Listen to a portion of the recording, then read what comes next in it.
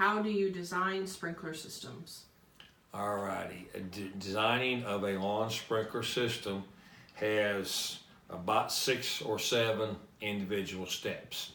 The first step you do is you have to measure the yard. You put it on a scale graph paper, say 1 to 10, and you lay out everything that's in the yard, the turf areas, the planting areas. You draw on the sidewalks, the house, the lot lines, the curbs, sidewalks, anything on there that's a permanent fixture.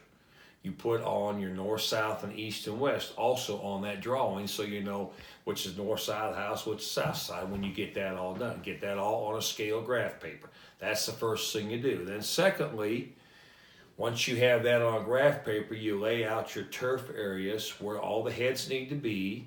You go to your planting beds, you lay out where if you're going to have drip lines or whatever you're going to have, you mark that all on your drawing.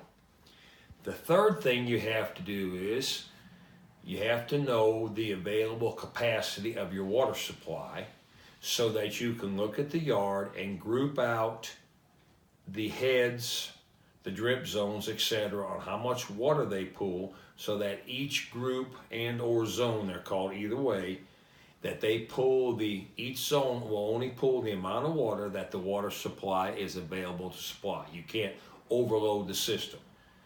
Then you mark off all your groups. So you have zones 1, 2, 3, 4, 5, etc. And you have drip areas, drip A, drip B, drip C. Those are all labeled on your drawing.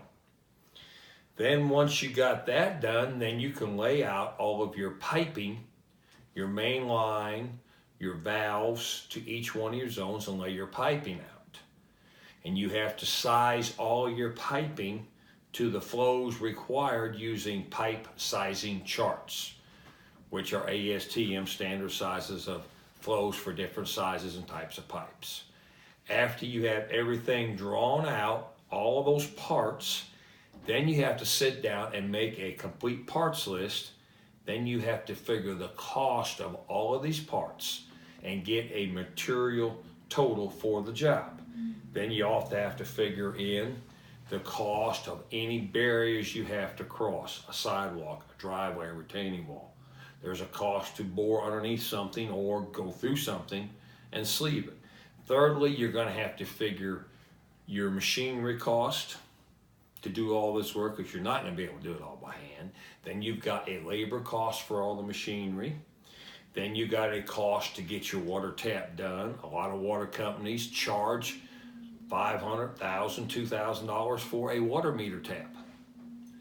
Then you also have to figure the cost of having a backflow man put the backflow in, test it, certify it. And last but not least, of course, you have any permits or fees that are required by your local zoning laws. You may have to have a plumber do part of it. You have to check with the local plumbing of your local water company if you're inside a city or a county and see what those costs are associated with all of that. Then you have to total all of this up and look at it and see how much that costs, and then you also need to figure in a margin of error in case you forgot something. So you can get a pretty approximate cost, but you have to make sure you have everything figured and double check your numbers.